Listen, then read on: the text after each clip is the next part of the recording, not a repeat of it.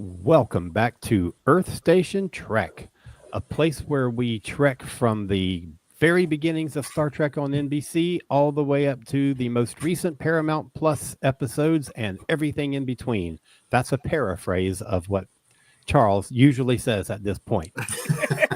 My name is R. Alan Seiler, and with me tonight is my co-host, Keith Johnson.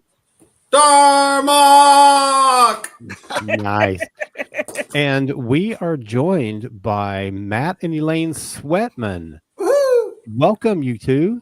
Hello, how are you? Welcome Great. back. It is always a pleasure to have you on board.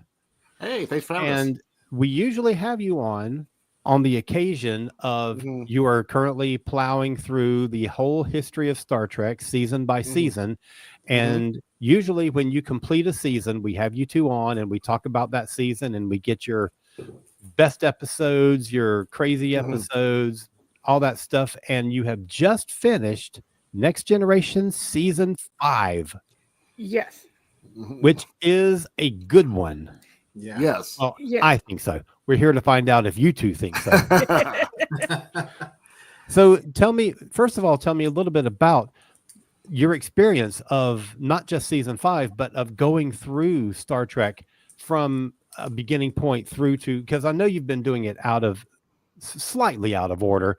So talk about the experience of consuming Star Trek in this new way. Matt, I know you've seen all this stuff before, and Elaine, you have not seen a lot of this stuff before. So what is it like to dig into Star Trek on this level? I think for me, it's a little bit of a different, I have a different take on it because a lot of it I have not seen.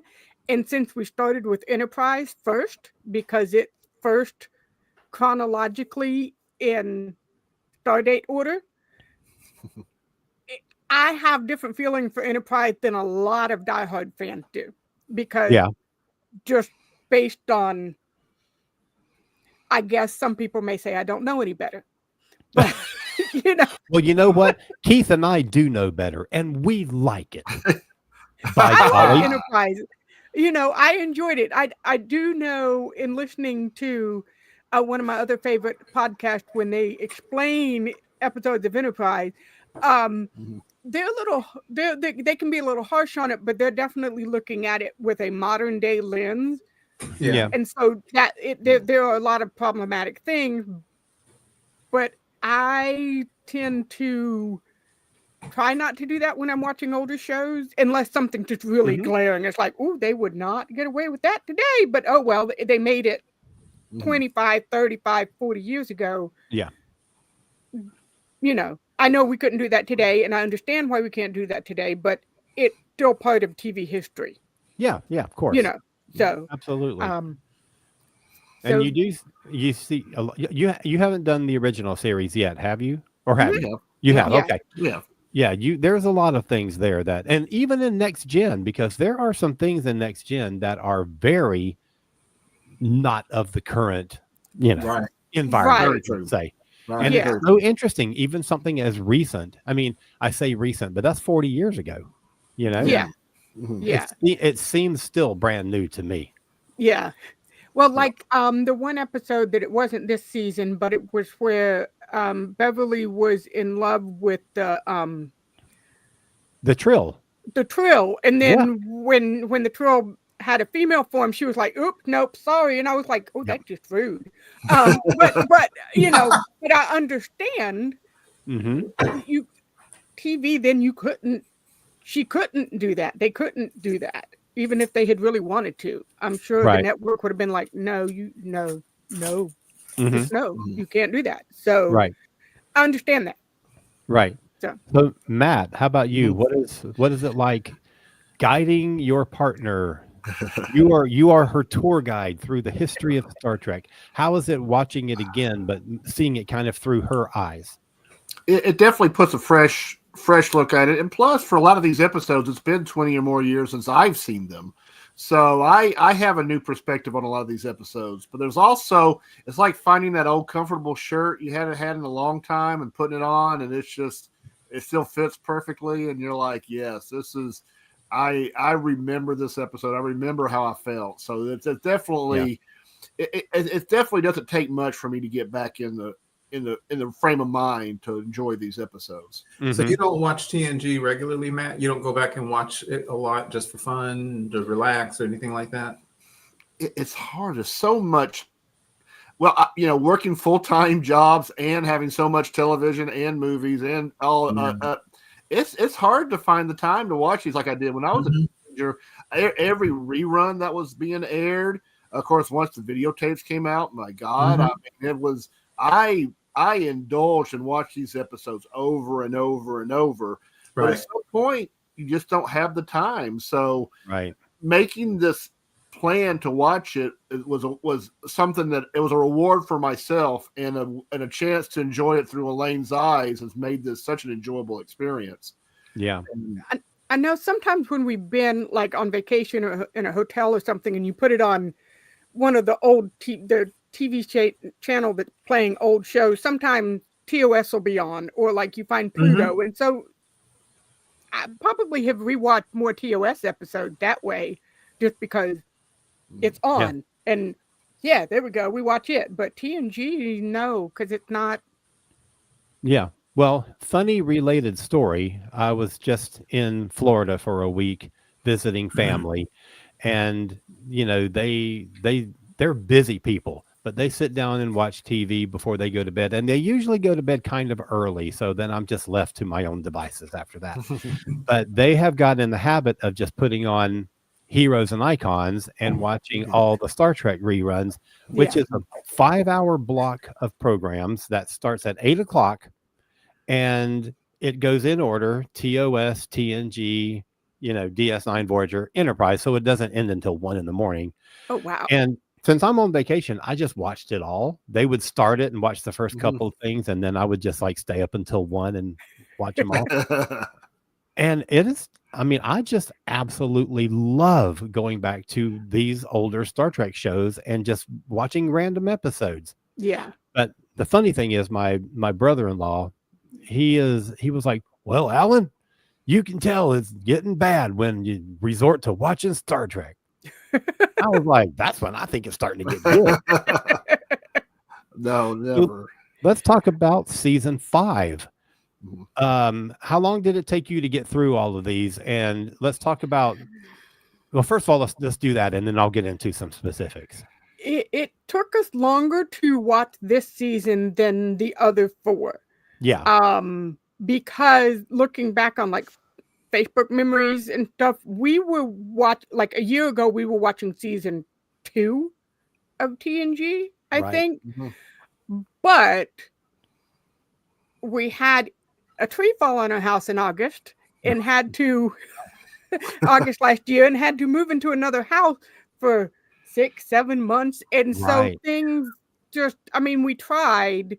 Well, and for a while we weren't watching any of our shows just because we were just trying to get sorted. And then it just took us a while. And then moving back home and trying to get settled back in at home. Okay, we're back on our schedule. Let's knock it out now. So hopefully there's only 2 more seasons left.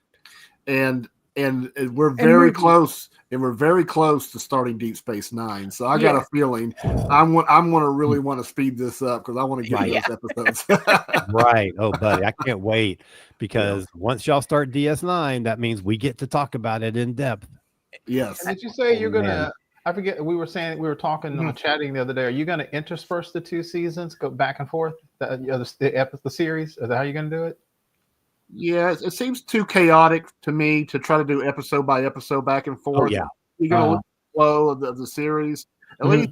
But at the same time, I don't want to wait till at the end of season 7 to get to Deep Space Nine, and I don't want to do all of Deep Space Nine and then Voyager. So we're going to break full seasons, and so we'll be alternating as we get into this era where there's 2 series going on consecutively. Okay, so let's dive in headfirst into season 5, and I want to start right at the top because we're in the era now where Next Gen always ends each season on a cliffhanger and does the second half the beginning of the next season. So this one begins with Redemption Part 2, which was the closer for for season 4. So I want to know. Sometimes these things are less consistent. I want to know what you think of the conclusion to the redemption story arc and the Klingon Civil War thing that they had set up. Did you find this to be a good conclusion? Were you satisfied with it, or did you find some, threads hanging? I'll let you answer, Matt, because I'm trying to think on that one. I have some thoughts. Because famously, the Best of Both Worlds, as great as it was, the second part could never conclude that as first part. And this one, I don't think the first part of this is quite so highly thought of, not badly thought of, but not up to the level of Best of Both Worlds. So it didn't have quite as hard act to follow, and it did an interesting choice to me in putting in this story of Data's command, which was completely out of left field, completely wasn't where the story was going, but it gave an interesting subplot or B story to this one, and a very enjoyable one too. I thought Data, being tested was actually a very good story. It stands out from that episode. Mm-hmm. Yeah, I do love that story thread. Mm-hmm. What about you, Elaine, if you remember? The only thing I really remember is that Denise Crosby is Tasha Yar's daughter, and she's half Romulan. And I wrote down, when I was going through the episode trying to remember everything, since she's half human, well, I guess Romulans hate Klingons anyway, but how did she, being half human, get so... She doesn't even look Romulan. She looks really human. She also doesn't look 22 years old, but hey. No. But I guess being raised with Romulan, I answered my own question why she hates the Klingon so much, because she was raised that way. So yeah. I know she wanted to come back, but I did think that was a little odd to bring her back and then throw that away like she's Tasha Yar's daughter. Oh, wait, huh? Okay. So if I remember rightly, it was Denise's idea. This whole thing about her being Tasha's daughter was Denise's pitch.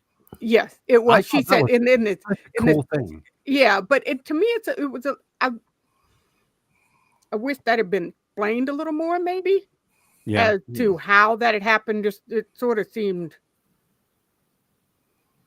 haphazard. Well, to your point, Lane, they toss off a lot in like a 60-second biography she gives Picard, because she says pure and simply, I think Guinan said it's your fault, basically, because there's a whole weird timey-wimey thing that happened.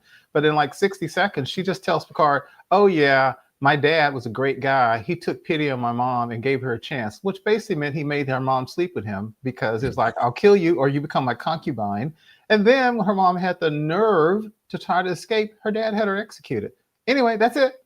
And everything that's human to me is dead. I'm Romulan. Okay, that's a heck of a background. And they went right past it. And if that were done now, it would be done with, the character narrating, and then you see flashback scenes, and it would have been done very differently, but it was quick. Yes. Yeah. Let me get a quick comment from... Also, did we lose Matt and Elaine? Because they're frozen on my screen. Oh, dear. All right. I'm not hearing him. Well, let's just go ahead with... Oh, they're gone. Oh, dear. Okay. Yeah, okay. So Mark says those two-part Klingon-based episodes were pretty cool. The Empire juxtaposed against the Federation was pretty neat storytelling. I totally agree. I'm somebody that loved that whole Klingon Civil War story arc that ran over a series of seasons. I thought that was just great stuff. That was one of the best things Next Generation did in the latter half of its run. And the other thing I was thinking about, when you think about someone like Elaine who's watching for the first time, it's kind of like if somebody sees Psycho for the first time, or if they see Gaslight for the first time, or even Pulp Fiction, you can't really be surprised because you've seen so much in pop culture that it's like, oh. And so to your point, like the Klingon stuff, I remember when that stuff came out, that was incredibly new. Star Trek hadn't done anything like this before. Right. Every scene was new and radical and daring. Now some people go, okay, whatever, another storyline. Not that they don't like it, but as you were saying, when that first came out, every single thing about that was just new and different. Yeah, it was exciting. It was a way of developing the Klingon society in ways that had never been done before. Right. And that was one of TNG's strengths, was the way that they developed the Klingons, their societal structure, their belief system, all that stuff. Absolutely. They took them from a stand-in for either I don't know, I forget if they were stand-in for the Chinese or the Russians, I guess kind of both, to a people that were violent, but had this honor code. I guess like they say the Bushido code.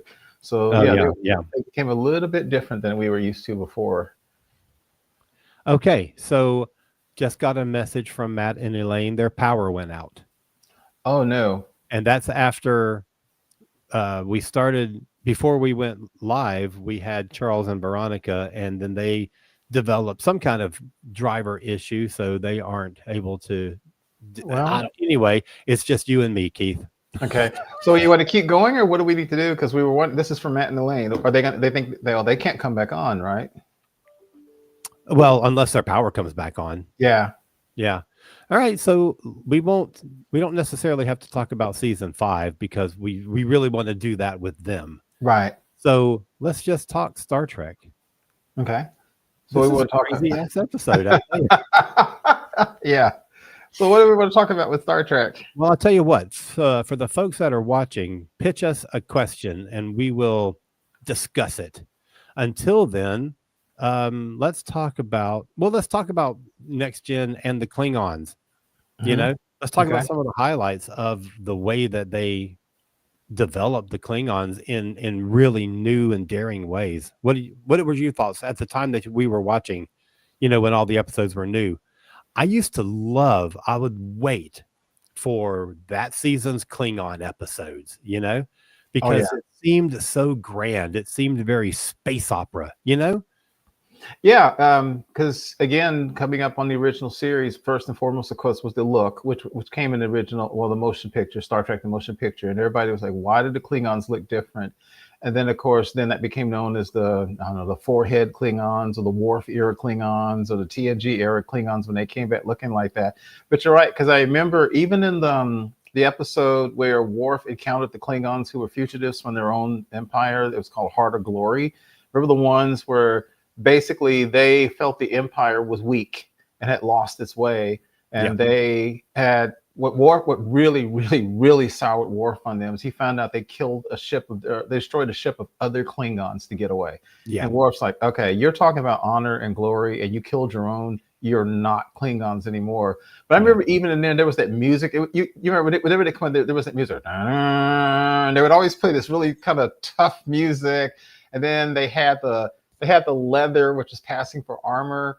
And all the Klingon actors have shoes, which you can tell kind of have really thick soles, like platforms on them with little spikes on the toes. Yeah. And I thought they were cool. I just loved the new Klingons. And I loved everything about how they had changed.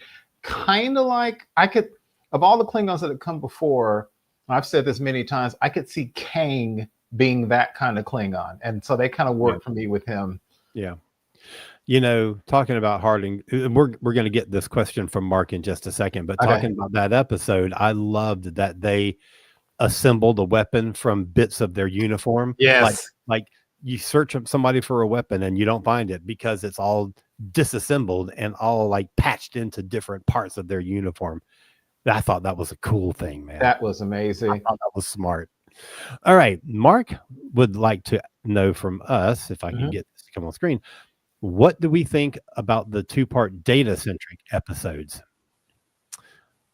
I was never as fond of Data as pretty much every other Trekkie had. Really? Yeah, I mean, he's okay, but there were other characters that I liked more. But what about you? What did you think of those? I'm trying to think of the 2-part Data episodes. Well, there's one. Well, we'll talk about this, especially when Matt and Elaine get back. There's Time's Arrow, Part 1 is in this season.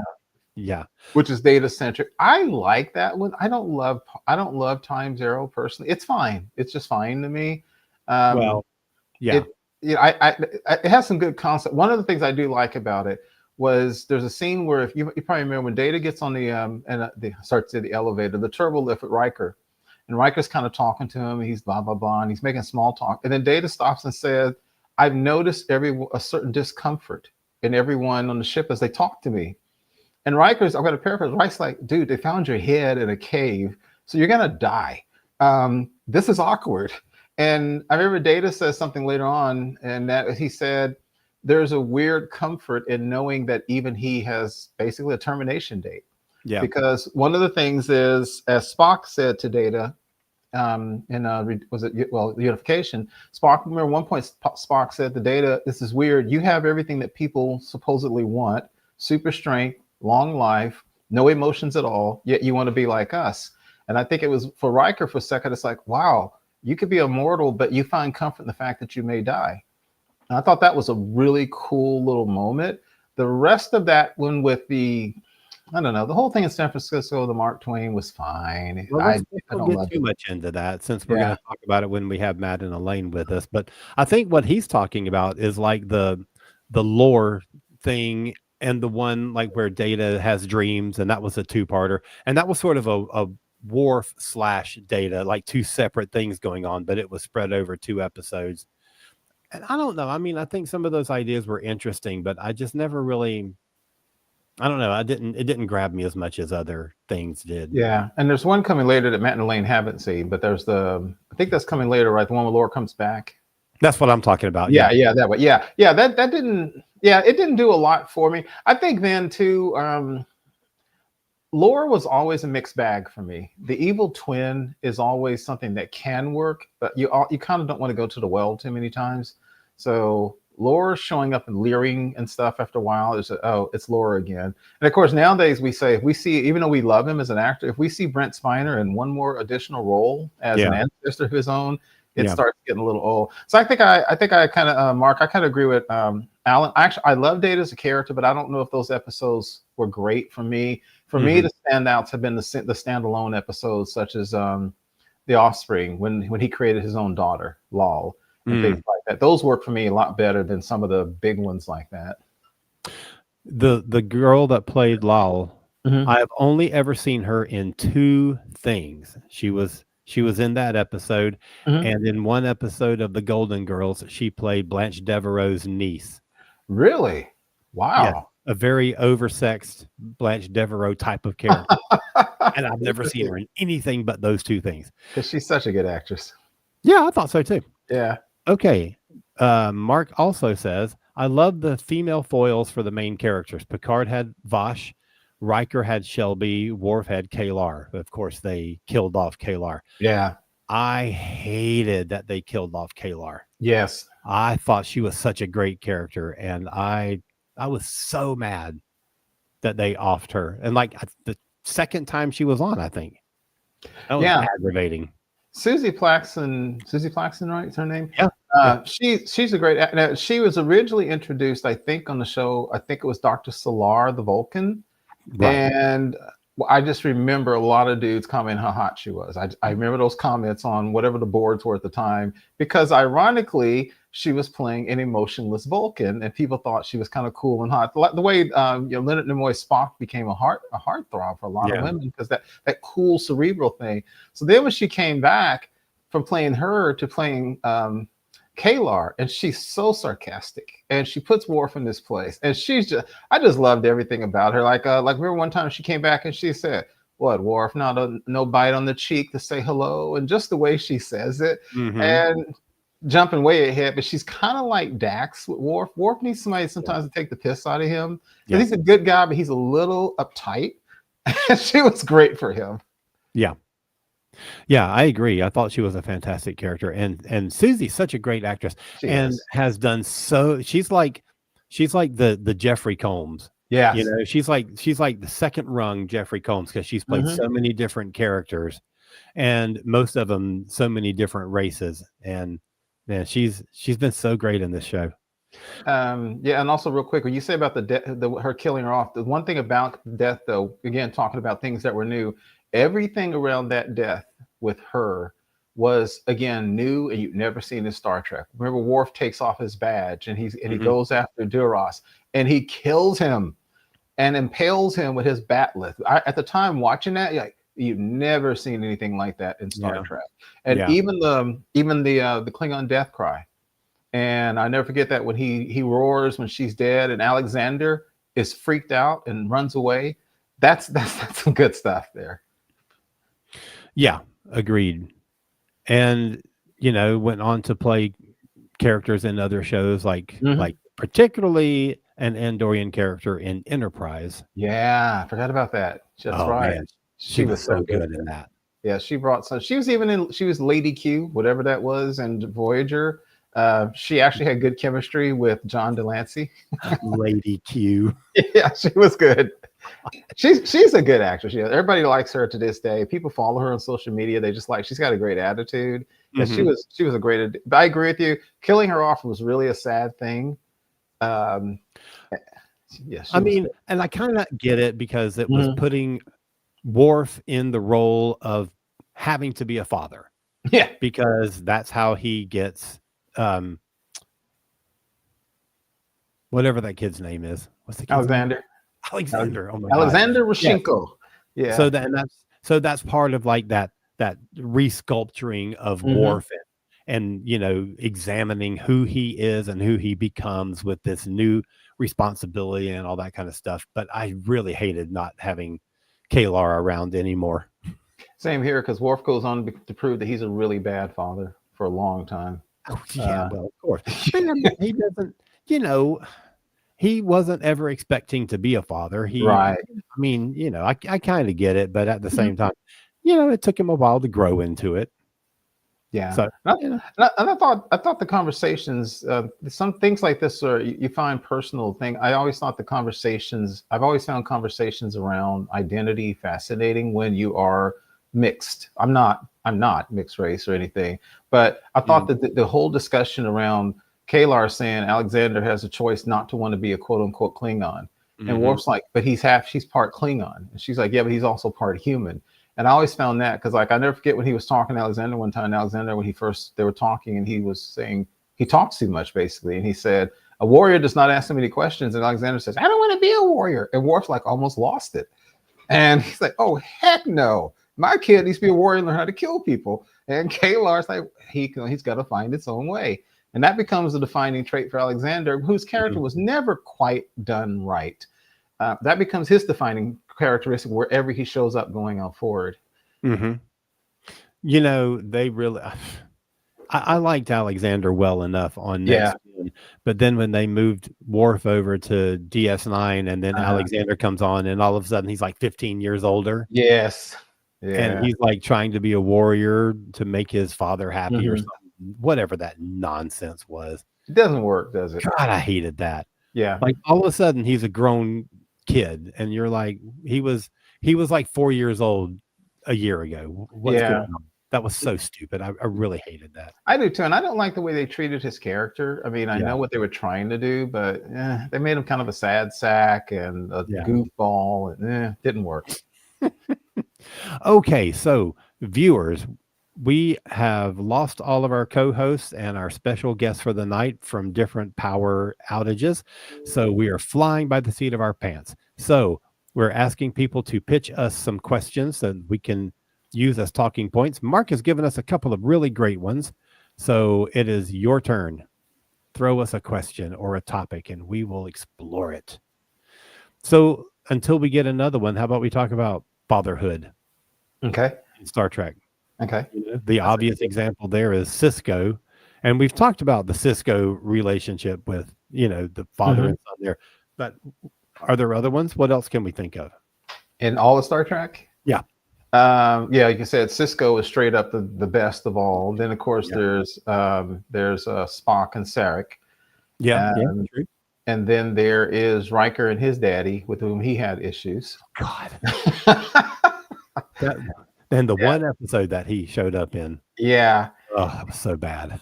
And it was so funny because, the joke, as everybody knows, the joke had been that Star Trek either didn't know how or didn't care to portray family relationships as healthy. And frankly, until they got around to Cisco and Jake, and really Beverly and Wesley had a good relationship. That's mother and daughter. But Riker kind of hated his dad. And then we find out when they do that horrible space jujitsu, future ambo jitsu, that basically his dad had intentionally, in some ways, I'm not gonna say antagonized. He wasn't trying to antagonize Will. He was testing Will all the time, and Will thought he was being too hard on him.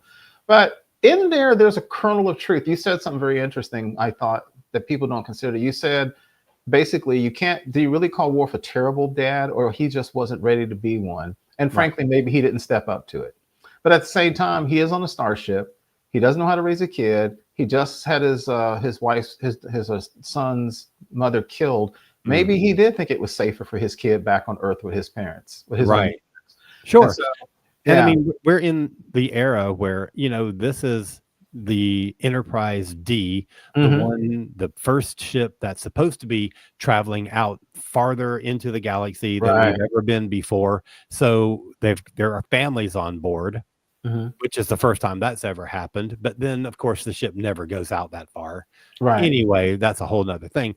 But, Worf isn't really of that mentality. He's not of that. Starships are dangerous places. Absolutely. And I totally understand his point. Yeah, same here. And so taking what you said about Worf, I think about Riker's dad, because he also, I've heard parents so many times say, look, I did the best I could. And sometimes parents make, really bad mistakes. Unless they're just straight up abusive, sometimes you have to find a way to get back to them, because like everybody says, you don't have a book for how to raise a kid. So even Riker realized his dad wasn't a bad parent. He wasn't an absent parent, but also his dad said something really was interesting. He said, she was my wife. So when his wife died, he was wounded emotionally. And so he didn't really know how to reach out to Will, and Will needed that, but the dad needed something too. And I love the fact finally that they did reach an accord. And I thought it was interesting later on when Thomas Riker, the clone, came up and he discovered him. He was still pretty much like, yeah, him, dad. Thomas, yeah. Yeah, and he's like, him. And then Will goes, I've actually kind of managed to reach an accord with dad. And he was kind of like, yeah, really, whatever. So I thought that was pretty interesting. I don't think his dad wasn't a bad dad, but like you said, his dad was doing the best he could. And sometimes you make mistakes. Sure. Okay, Mark says Kirk was a terrible father, just walking away from his responsibility because Carol asked him to. WTH. Yeah, I agree with that, Mark. I think that it happens sometimes again, but I agree. I think that I've mentioned this before on the show, so it's not anything new, but I'm adopted, and I was adopted within the family. So I grew up like 5 miles from my birth mom. My birth dad was a married man who never married my birth mom. So he didn't come around a lot. And then he died when I was very young. But the thing is, I knew the truth. I don't remember him because evidently he died. When he visited me, I was too young. And so I don't have any physical memory. Matter of fact, I did not see a picture of him until 3 years ago. So I didn't see a picture of my birth. Really? Yeah, I didn't see a picture from my birth dad for 50 plus years. And when I saw it, I bawled like a baby. It was one of the weirdest experience I've ever had. Wow. But my mom, the lady who raised me, allowed him to come by to see me because her point was, well, this is a real weird situation, but this is his birth father. And so I kind of agree that I wouldn't have stayed away if I were Kirk. I would have said, look, we need to make a way to work this out. Maybe I won't be the kind of father he needs, but I will be the best I can. And what typically happens with situations like that, even when you think they're doing the best for the kid, and maybe in some ways you are, is the kid grows up either hating you or having almost no feelings for you, which is what David did at first. Because when he finds out who Kirk is, he's kind of like, what, seriously, you? That's a tough thing to put on a kid, I think. Yeah, of course. So, that also kind of brings up, and this is a very different situation, but I'm thinking of Picard, who, as a very older man, finds out that he has a fully grown son. Yep. And, I'm talking about Picard season 3. I'm not talking about the whatever the movie was where he had I don't know. But, in Picard season 3, it's so interesting to watch Picard have to wrestle with that at that stage in his life. Yep. With a son who is, a 30-something-year-old grown-up dude. Right. And it's interesting to watch him form a relationship with that person. Yeah, it makes it. Here's the thing. It's, again, having lived it my own way, it can be weird, but I will tell you, I've said this my entire life.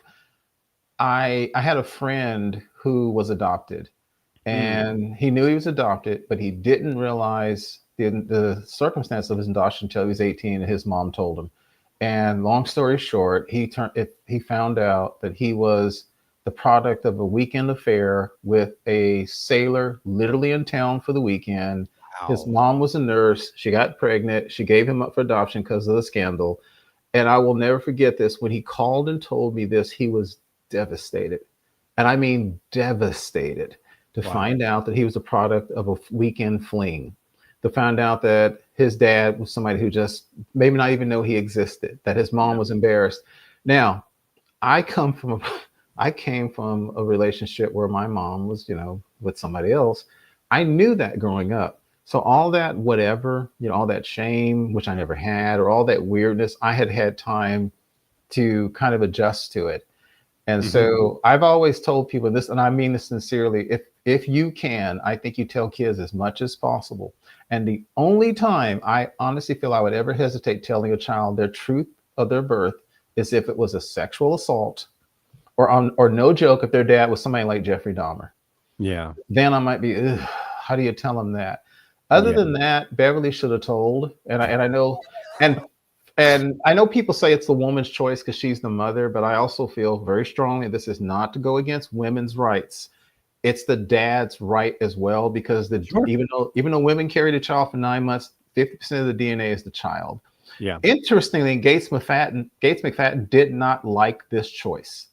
She was not happy with it. She said, "This is not what Beverly would do. She would not keep this from Jean-Luc for decades." That's interesting. I've never heard that. Yeah, she said she didn't like it. She made it work, but she said she didn't like it, and she wouldn't have done it in real life.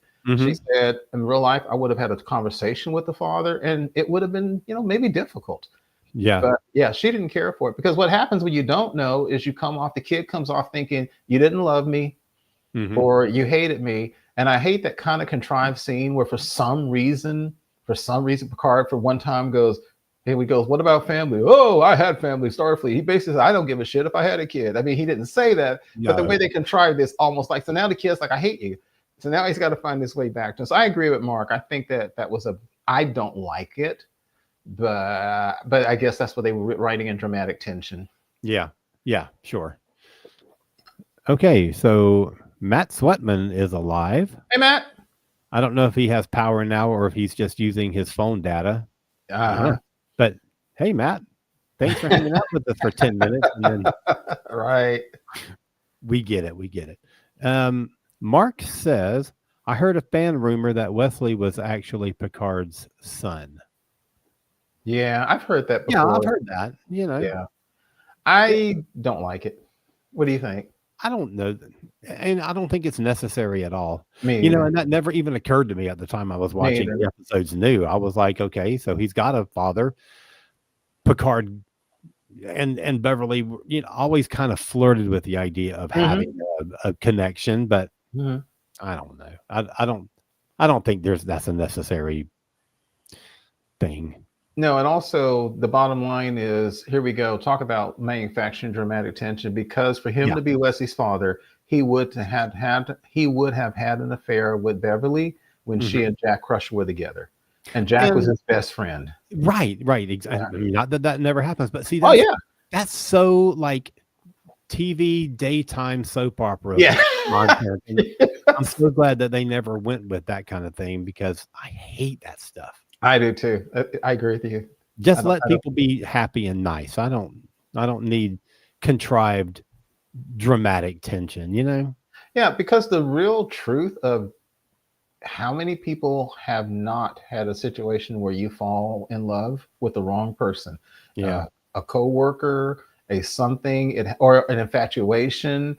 I know a lot of people have had situations like that. So I think the fact that he had this deep, abiding love for Beverly he said in the show that after 20 years, the feelings had kind of dimmed, but obviously they didn't.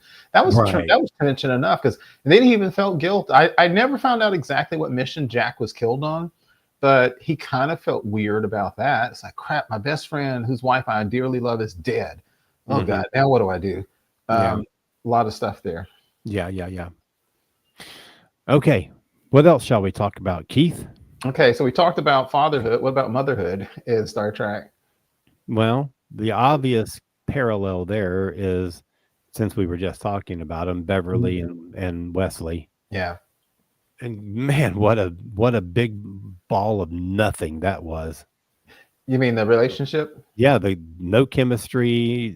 They never really built any kind of relationship between those two. They would hug once in a while, but you're like, it just never felt genuine. It never felt real. It never felt like it had any basis at all. Mm-hmm.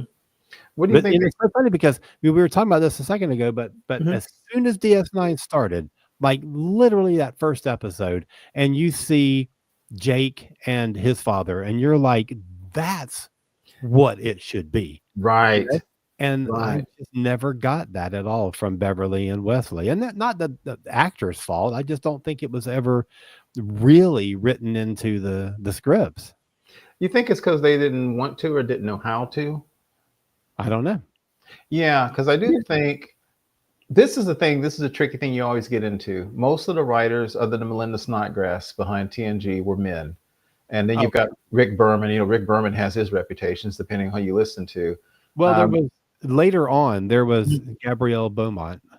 That's right. Yeah. Later, I don't think she was in the beginning. I don't remember, though. And DC Fontana, of course. Yeah, and DC. Early on. Yeah, but I think to your point, and that was always the joke, they always seem to be, so much of the Star Trek writing seemed to make family a burden, or the whole thing was you go into the service, you just don't have time for a family. It's a sacrifice, and I kind of get that. But I agree with you, but Wesley was on the ship, and I do think I get why, if it's mostly men writing it, they kind of wanted to focus more on Wesley's need for a father figure in Jean-Luc than his own mother. I think that's fair. But I agree with you, but they did it at the expense of Beverly. Seemed like she was almost not there for him, even though she was there for him every day. But we didn't get that. Yeah, there were never any just casual mom and son scenes. He was always being the super genius, and she was always being the overly busy surgical. I don't know, but you just never got those kind of family scenes. Did they live in the same quarters? Did they not? I don't know. I don't think we ever saw them together in their quarters.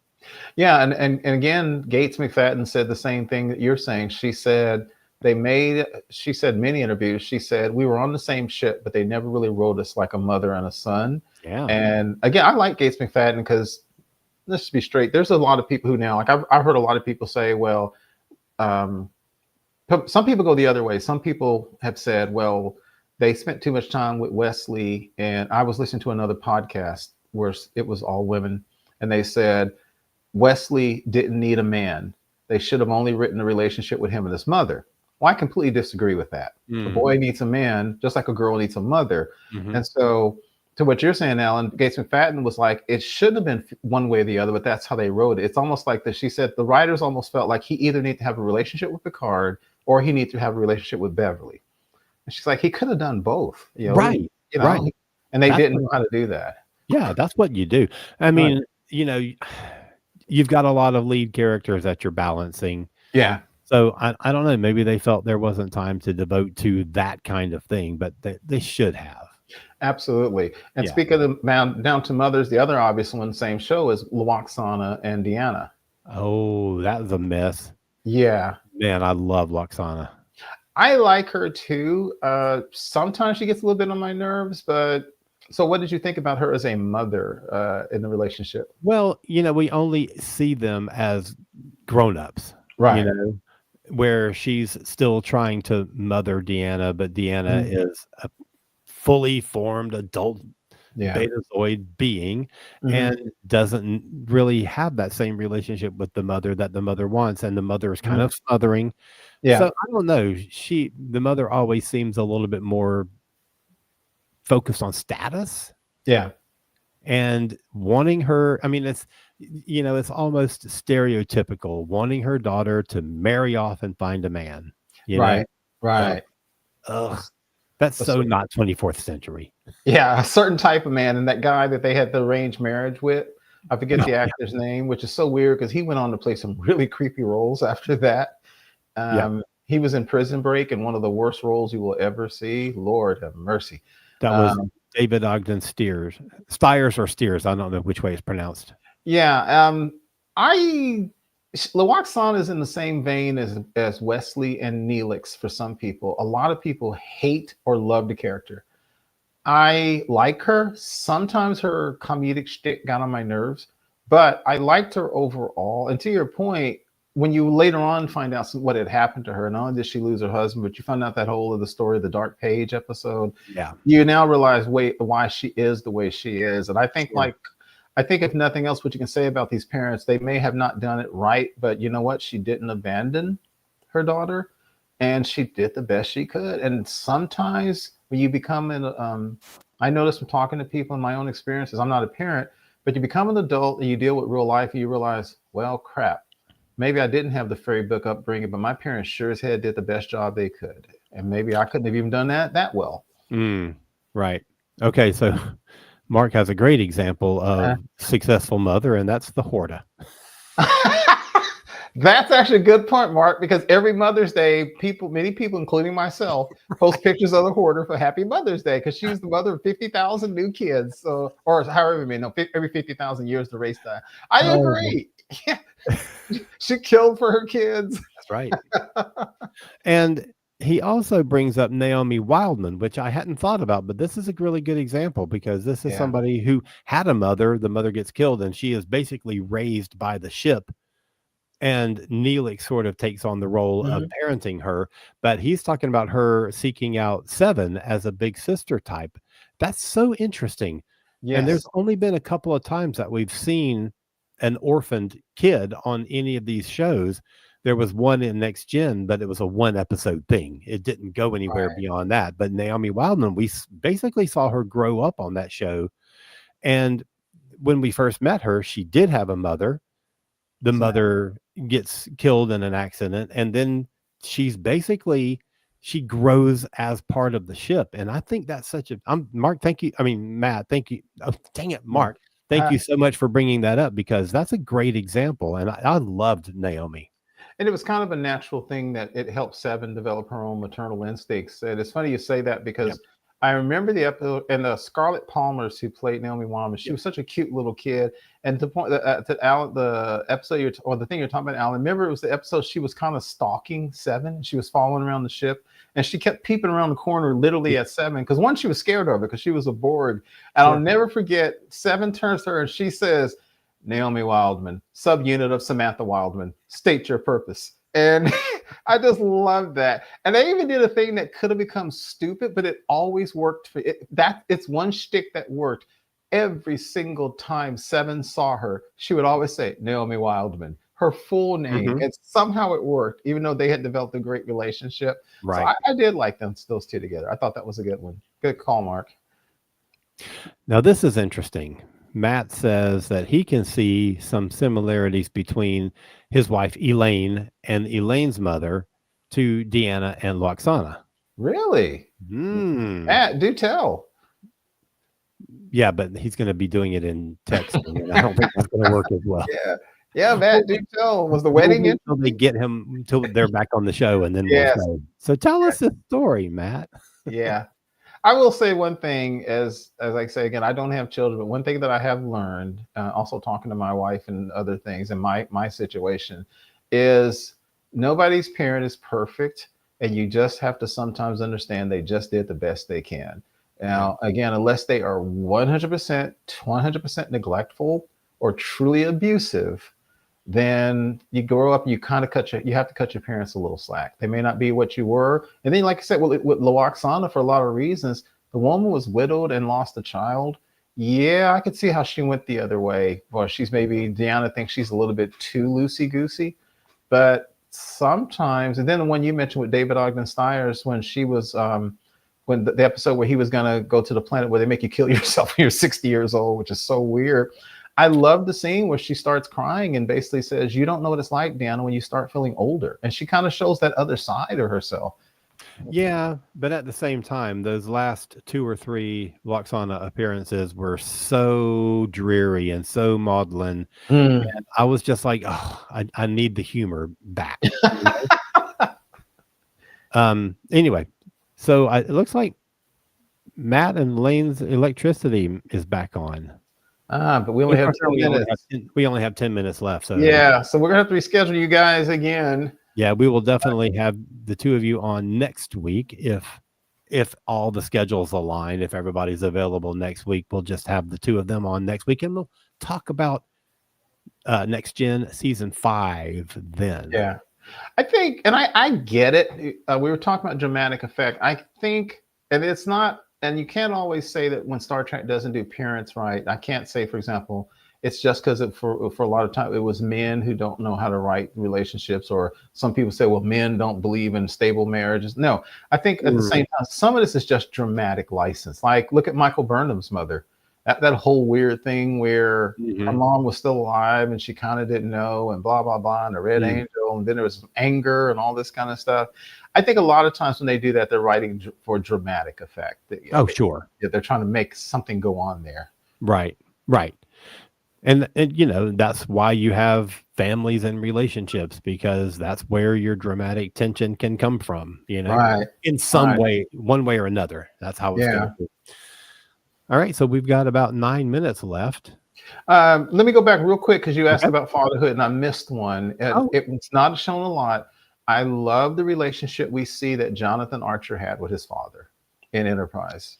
Yeah. They don't see it much. His dad was physically disabled, right? I think, wasn't he on like some kind of walking system or something like that? I don't remember. Yeah, I think he had, I think he did. I hate to say this, I'm watching Stargate and Cameron Mitchell is his dad is in a similar situation. But I remember there's a memory of they were flying a remote control spaceship. And Jonathan was thinking back because his fondest wish was that his father had lived to see the Warp 5 engine develop. And it was one of the reasons when the whole series starts, he kind of hates the Vulcans because the Vulcans, by their own admission, slowed humans down. He's like, if y'all hadn't slowed us down, my dad would have lived to see his greatest dream, the Warp 5 engine. Yeah. Jonathan had a great relationship with his father. Told most things, just a couple of flashbacks, obviously, but I thought it was a nice relationship there. Yeah, good call. Yeah. And anytime we can talk about Enterprise characters, I'm all for that. And Charles is watching somewhere, and he's like, we're like, oh, I don't remember, this one little detail about Jonathan Archer's father. And he's like, well, I remember. Why am I on that show? I didn't even like Enterprise, and I remember. And then, and if we get on the point of parenthood, then there's Chuck. He's watching. Boo. Boo. Chuck is going to say he's actually in the room, but we can't see him because he's been phased. He and Veronica have been phased like Ro and Geordi. And Geordi, yeah. But the thing again, if we stay on the parenthood thing, they tried to do the parenthood in Discovery with Stamets and Dr. Culber. Yep. And what was Blue's character? Why am I blanking Blue's character's name? I just blank. But they tried to do that, and it kind of, I think we've talked about this before. I think the reason that kind of didn't work is because Discovery, we've all discussed, had a bit of a problem fleshing out all the other characters other than Michael and her boyfriend and stuff. And so even Culber and Stamets, sometimes the way they wrote them, and they were definitely more fleshed out than the bridge crew, but sometimes they almost felt like an afterthought in some ways. So when they tried to cram in that relationship where they were trying to become, their substitute family, it almost felt like they didn't take enough time to flesh that out well. It just didn't feel organic enough to me. Okay. Back to Enterprise. Mark says, Trip had a great relationship with his parents and sister, and Malcolm's parents were too prim and proper to even know their own son's favorite meal. That's so funny, because that's one of the episodes that I just watched last week on Heroes and Icons while I was in Central Florida. The one where they're trying to figure out Malcolm's favorite food, and they call his parents, and they're like, we have no idea.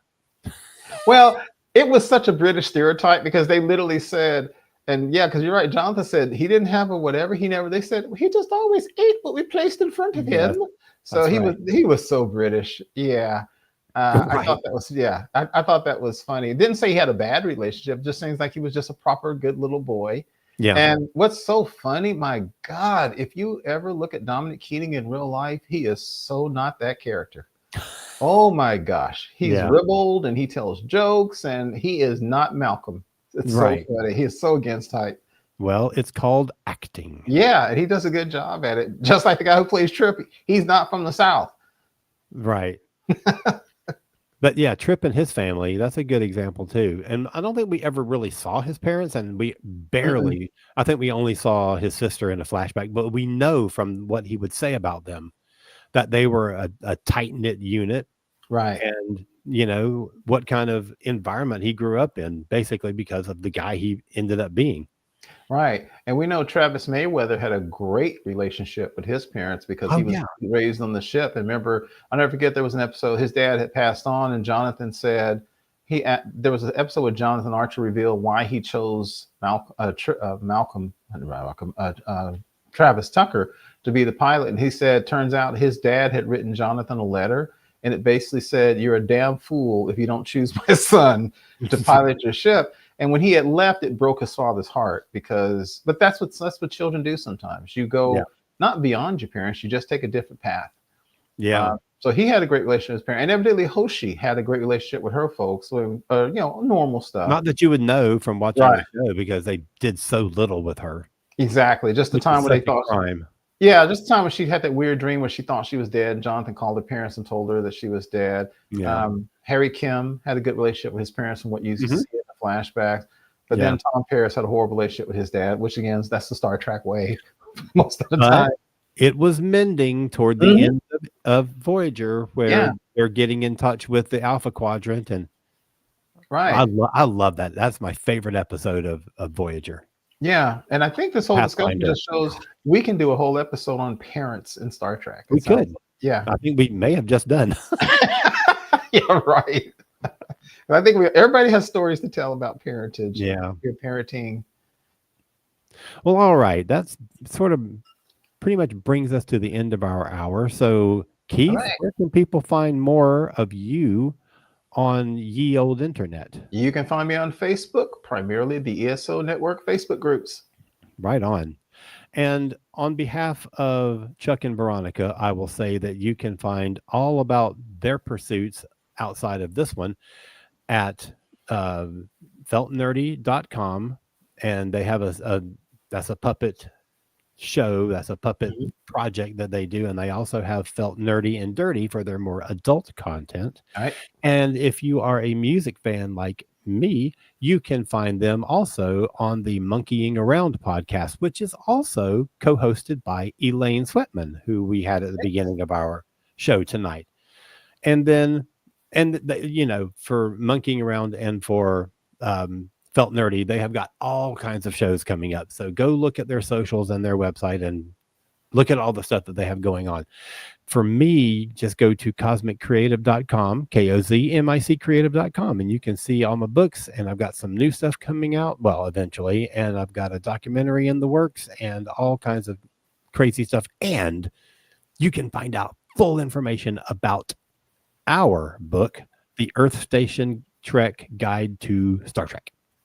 Go do that. Yes, definitely. We love writing it. We want to do it again. Heck yeah. So we will see everybody again next Thursday at 8 p.m., where theoretically we will again have Matt and Elaine Sweatman on with us to finally talk about Next Generation Season 5. That's right. So, barring more storms. Yeah. So Keith, do you have a closing for us?